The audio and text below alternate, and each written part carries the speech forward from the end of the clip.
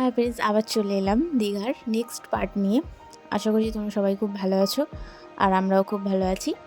তো নেক্সট পার্টে তোমাদের বলেছিলাম আসবো নিয়ে, তো চলে এসেছি। তো আমরা রুম থেকে খাওয়া দাওয়া করে তো আমরা সমুদ্রের কাছে চলে আসি। সমুদ্রের পাড়ে পাড়ে না এরকম অনেক ছিল, এগুলো কি জানি না, তবে ছিল। তার মধ্যে একটা তুলে আমায় ও দেয়। আর একটা কথা শোনো, এটা কি বলছে,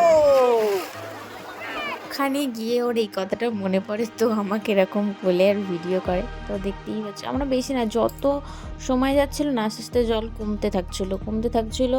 আর বালি পুরোটা যত দূর যাচ্ছিলাম দেখছিলাম বালি, কিন্তু যখন প্রথম আসি তখন দেখেছিলাম পাথর। কিন্তু এই দেখো, ও যে অত দূর গেছে পুরোটাই বালি, আর ওরকমই জল, বেশি জল আর নেই।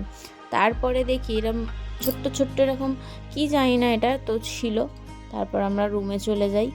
তারপর রুমে গিয়ে খাওয়া দাওয়া করে একটু ঘুমিয়ে, তো সন্ধ্যাবেলা আমরা দুজনে আবার ঘুরতে চলে আসি দীঘার পাড়ে। এরকম গাড়ি দাঁড় করা ছিল, যারা বাচ্চাগুলো মানে চাপছিল।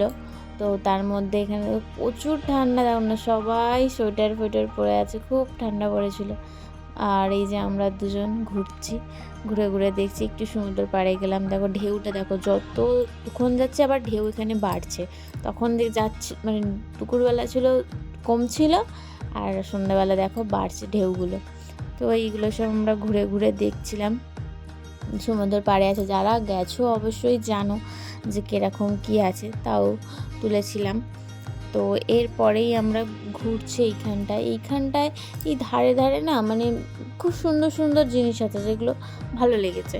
তারপর আমরা এইখানটা ঘুরে টুরে রুমে চলে যাই যাওয়ার জন্য। তো আবার আসছি নেক্সট পার্ট নিয়ে খুব তাড়াতাড়ি। চলো, টাটা।